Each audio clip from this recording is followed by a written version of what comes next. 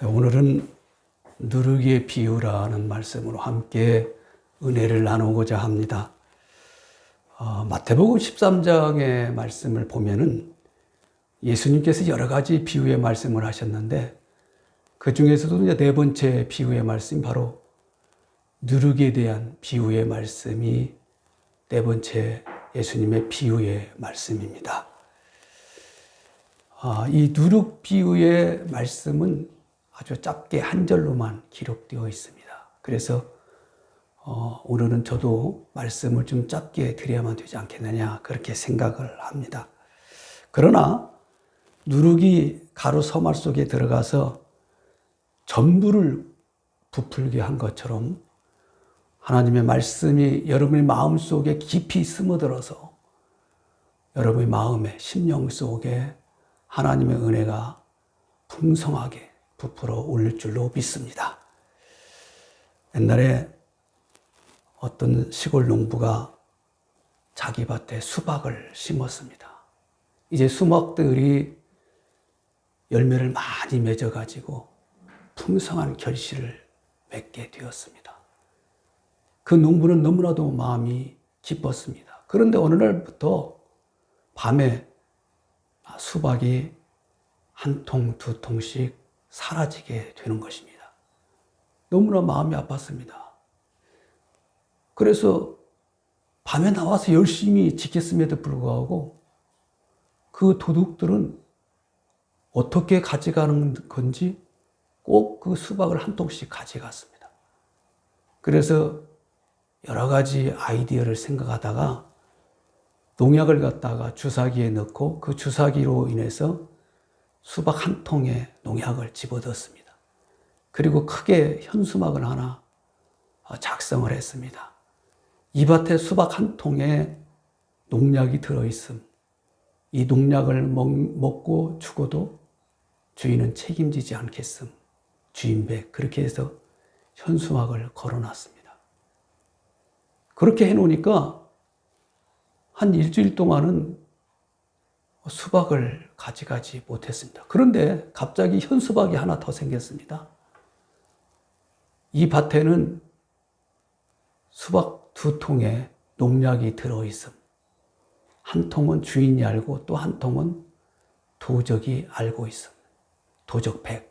그렇게 현수막이 붙어 있었다는 것입니다. 여러분, 이 이야기의 의미는 악을 악으로 갚아서는 아니 된다는 것입니다. 악을 갚기 위해서 악을 사용한다면 절대로 그 악을 갚을 수가 없다는 거죠. 악을 갚기 위해서는 선으로 갚아야 한다는 것입니다. 여러분, 내가 크게 소리를 지르면 상대방은 소리를 더 크게 지르게 되어 있습니다. 그러므로 스스로 낮춰야 합니다. 그것이 바로 이기는 방법입니다. 아동문학가로 잘 알려진 소파 방정환 선생님, 너무나도 여러분 잘 아시죠? 이분의 집에 강도가 들어왔습니다. 칼로 위협을 하면서 돈을 다 내놔라. 강도가 그렇게 외칩니다. 그때 방정환 선생님께서는 있는 돈을 다 내어서 그 강도에게 줍니다. 그런데 그 강도는요, 그 돈을 자기 주머니 속에 넣고 그냥 가려고 할 때 방정환 선생님께서 이렇게 이야기합니다. 여보세요. 돈을 주었으면 고맙다고 인사는 하고 가야만 되지 않겠습니까? 그렇게 이야기했다는 것이죠. 그러니까 이 도둑이 어이가 없어가지고 되려 그러니까 슬그머니 웃다가 알겠습니다. 고맙네 하고 돌아갔다라는 그런 이야기가 있습니다. 그런데요, 그 당시에는 이 통금 시간이 있어가지고 경찰들이 이게 순위를 했는데 경찰이 순찰하다가 그 강도를 붙잡았어요. 이건 분명히 도둑놈이다. 그래서 이제 경찰서로 데리고 와서 추궁을 합니다. 조사를 합니다. 분명히 주머니 속에 돈이 나오고 칼이 있었습니다. 그러니까 강도짓을 해서 네가 돈을 뺏었다. 이제 이렇게 추궁을 하는 거죠. 계속 추궁을 하니까 그 도둑놈도 할 수 없이 고백을 합니다. 그래서 방정환 선생님 그 집으로 데리고 왔어요, 도둑을. 선생님, 이 사람이 선생님한테 돈을 뺏었죠? 그렇게 물어봅니다. 그러니까 방정환 선생님이 아닙니다. 그분이 형편이 참으로 어렵다고 해서 제가 드린 겁니다. 그래서 그분이 갈 때 저한테 고맙다고 인사하고 갔습니다. 그렇게 이야기를 하는 거죠.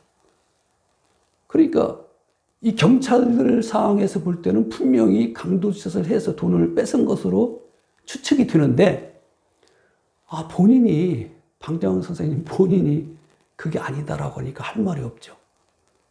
그러니까 결국 경찰들도 가우뚱 하다가 할 수 없이 강도를 풀어주고 경찰들이 돌아갔습니다. 그때 그 강도가 방정환 선생님에게 무릎을 꿇고 용서를 빕니다. 선생님, 제가 잘못했습니다. 다시는 절대로 제가 이런 일을 하지 않겠습니다. 용서해달라고 그렇게 이제 사죄를 합니다. 방정환 선생님은 갈 데 없는 그 사람을 자기 집에서 며칠 밤 쉬게 하면서 잘 보살펴 줍니다. 그 사람 완전히 새 사람으로 바뀐 거죠. 그러니까 악을 선으로 그렇게 갚을 때 그 선을 통해서 감동을 받게 되고 그 감동을 받음으로써 완전히 새 사람으로 변화되는 그러한 역사가 일어난다는 것을 우리가 알 수가 있는 것입니다.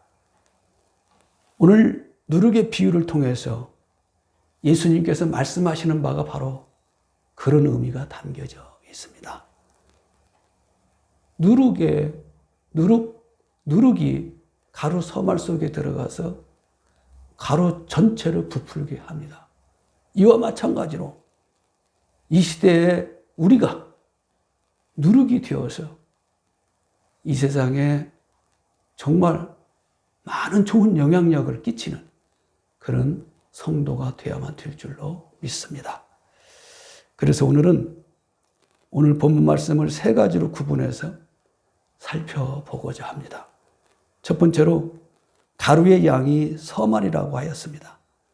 여기서 서말이라는 가루의 양은 많다는 의미가 담겨져 있습니다.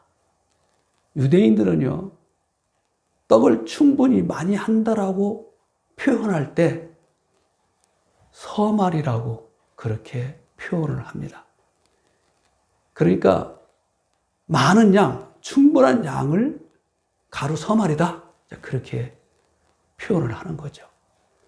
창세기 18장에 보면 아브라함이 자기 집 장막 앞에 있다가 세 사람이 오니까 그 세 사람에게 쫓아가서 자기 집에 와서 쉬었다 가시라 그렇게 권면을 합니다.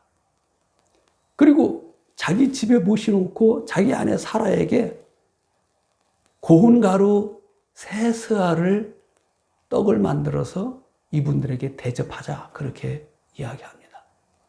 여기에서 세 스아라는 말은 바로 가루 서말과 같은 표현의 이야기입니다.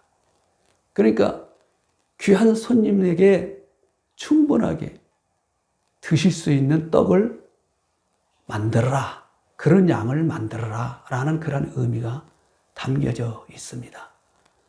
우리나라에도 보면은요, 떡이 많은 양이 있다라는 그 표시로 한 다라이라는 그런 말을 합니다. 그러니까 누구네 집에 가니까 떡이 한 다라이 있어 그렇게 이야기하는 거죠. 그러니까 한 다라이라는 것은 많은 양의 떡을 의미하는 거죠.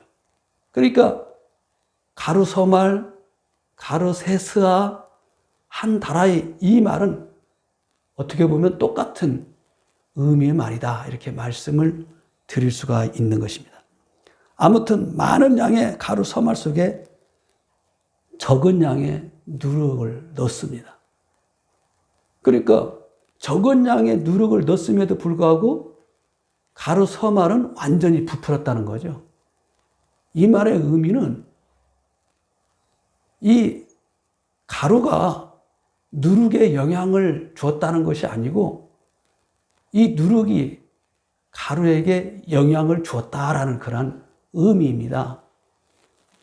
그러니까 이것이 바로 천국의 특성이라는 거죠. 복음의 능력이고 믿음의 감화력이다, 이렇게 말씀을 드릴 수가 있습니다.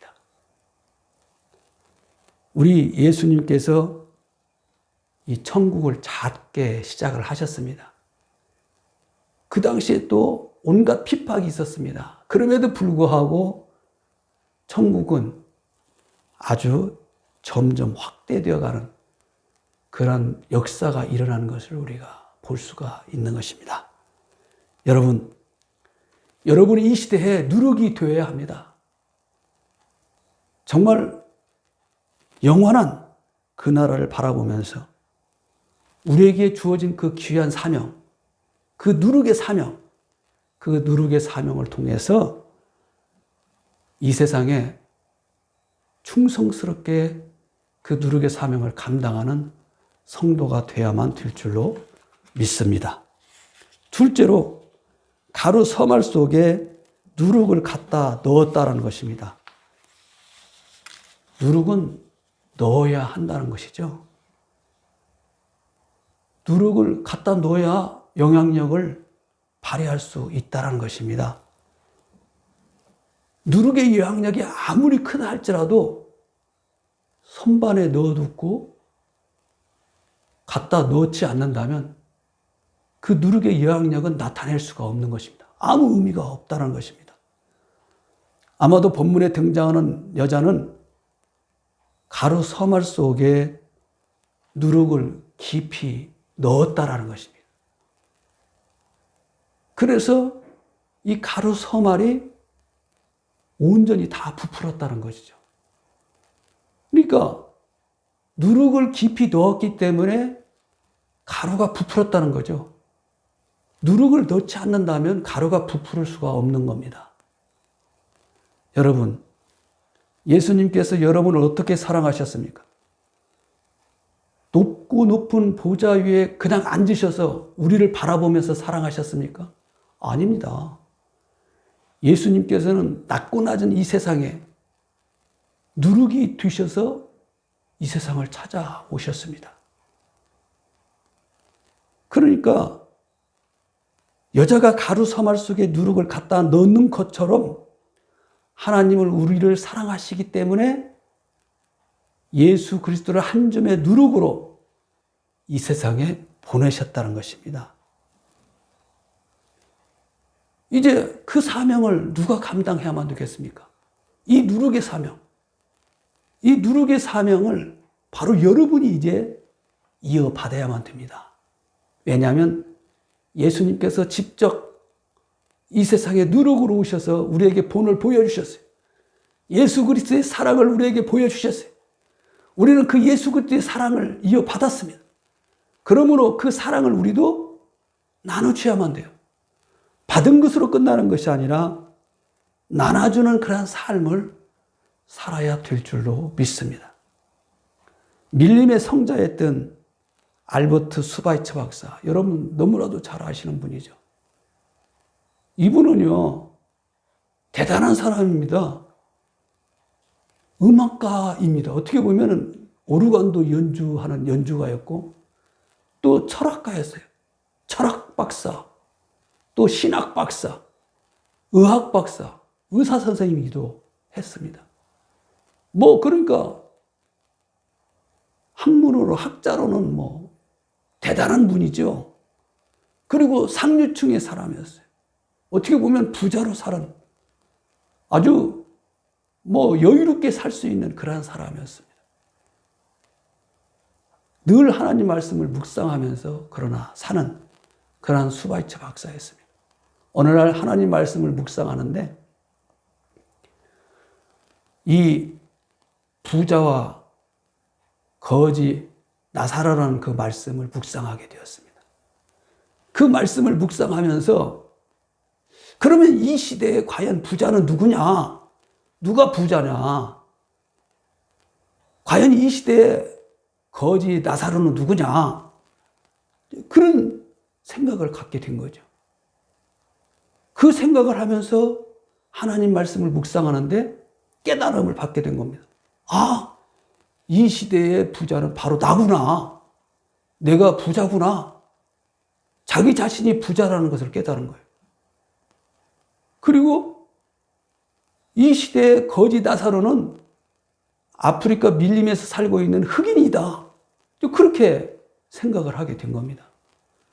그래서 이 스바이처 박사는 자기의 삶의 모든 것들을 다 정리해가지고 아프리카 밀림, 흑인들이 살고 있는 곳에 가게 된 거죠. 그곳에 가서 예수 그리스도의 사랑을 그대로 실천하면서 살아가는 거죠. 평생 동안 정말 그 예수 그리스도의 사랑이 무엇인지를 몸소 보여주신 분이 바로 스바이처 박사입니다.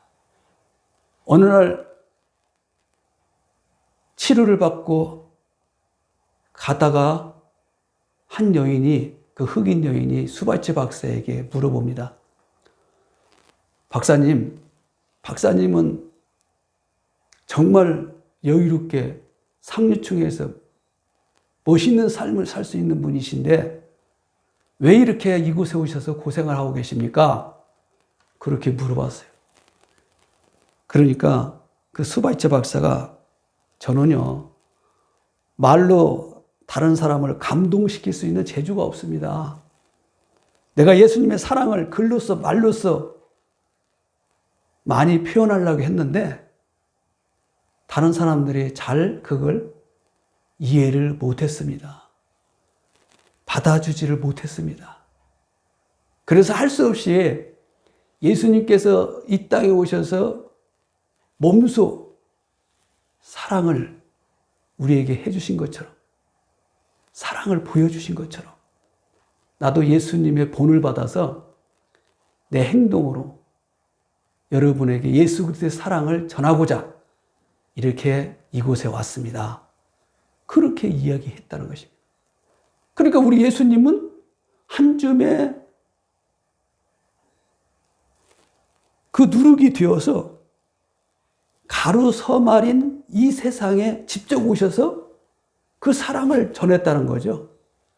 그래서 스바이처 박사도 자기도 한 줌의 누룩이 되어서 정말 가루 서말인 그 아프리카 밀림의 그 흑인들을 위해서 자기가 사랑을 전하고 있다는 것입니다. 예수 그리스도의 사랑을 자기가 실천하고 있다라는 것을 말씀하고 있는 것입니다. 그렇습니다. 예수님께서는 여러분에게도 사명을 주셨어요. 그 사명이 뭐예요? 여러분에게 한 줌의 누룩이 되도록 했다는 거죠. 여러분에게 주어진 그 누룩이 바로 여러분의 사명입니다. 그래서 여러분은 그 누룩의 영향력을 이 세상에 미치는 사람이 되어야만 돼요. 그 영향을 끼치는 사람이 되어야만 됩니다. 이제 하나님께서 주신 그 사명, 우리 주님께서 주신 그 누룩의 사명, 그 사명을 이 땅에 잘 끼치는, 영향력을 나타내는 그런 성도가 되어야만 될 줄로 믿습니다. 세 번째로는 가루 서말 속에 누룩을 갖다 넣는 결과 가루 전체가 부풀었다고 하였습니다. 성경에 보면은요, 누룩이 좋지 않는 영향을 주는 뜻으로 사용할 때가 있었습니다. 그러니까 예수님께서 바리새인들의 누룩을 주의하라, 그렇게 제자들에게 말씀하셨어요. 여기에서 누룩은 좋지 않는 의미입니다. 그러니까 바리새인들의 그 나쁜 영향을 받지 말라는 거죠. 바리새인들이 어떤 나쁜 영향력을 발휘했느냐 하면 위식하는 그런 나쁜 거, 위선하는 그런 나쁜 거, 이렇게 잘못된 그 영향력을 많은 사람들에게 끼쳤다는 거죠. 그 영향력에 주의하라, 그 영향력을 받지 말아라, 그렇게 예수님께서 말씀하신 거죠.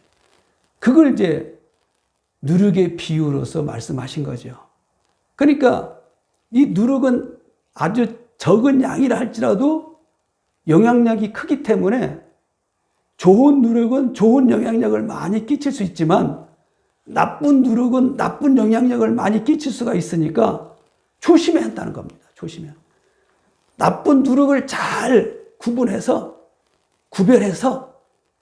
그 영향력에 들어가지 않도록 해야만 된다.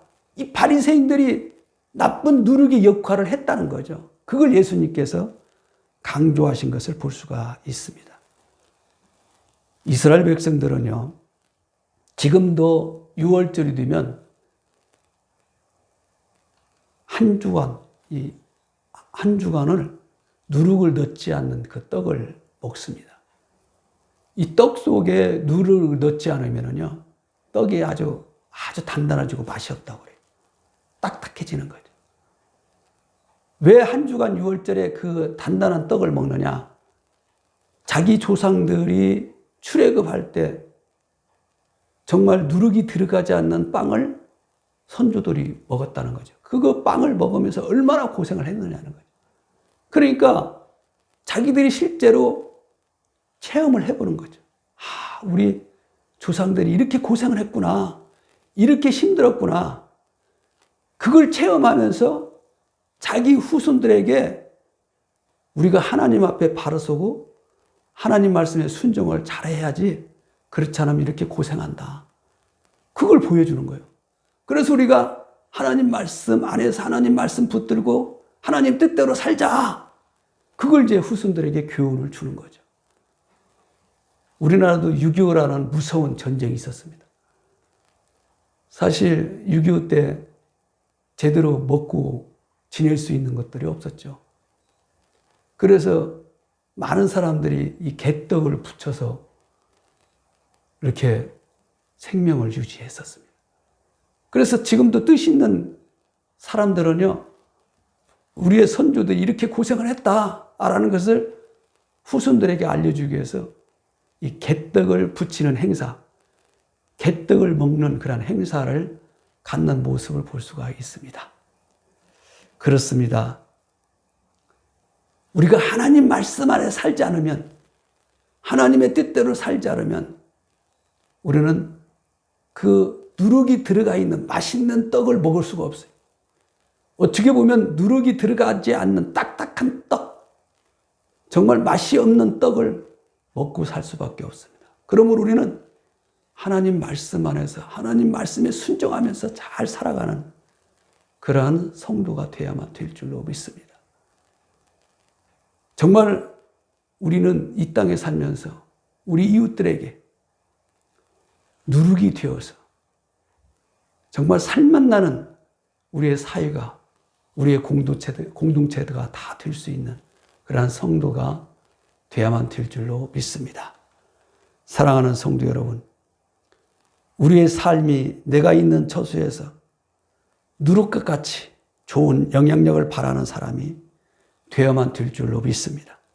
그렇게 함으로써 나를 인해서, 나를 통해서 내 가정이, 내 직장이, 내 교회가, 내 이웃이, 나로 인해서 내 가정이, 내 이웃이, 내 교회가, 내 직장이 정말 살맛나는 곳으로, 아름다운 곳으로 다 변화되어가는 그 영향이, 누룩의 영향이 다 미치는 그런 성도의 삶이 되시기를 주님의 이름으로 축원합니다. 기도하겠습니다. 하나님 아버지 감사합니다. 이 나라가 참으로 어려움이 있습니다. 하나님 붙들어 주시고 역사하여 주옵소서. 우리가 이 어려운 시대에 우리가 해야 할 일이 바로 누룩의 사명임을 다시 한번 깨닫게 해주셨음을 감사합니다. 이 누룩의 사명을 잘 감당할 수 있는 성도의 삶이 되게 하옵소서. 예수님의 이름으로 감사하며 기도하옵나이다. 아멘.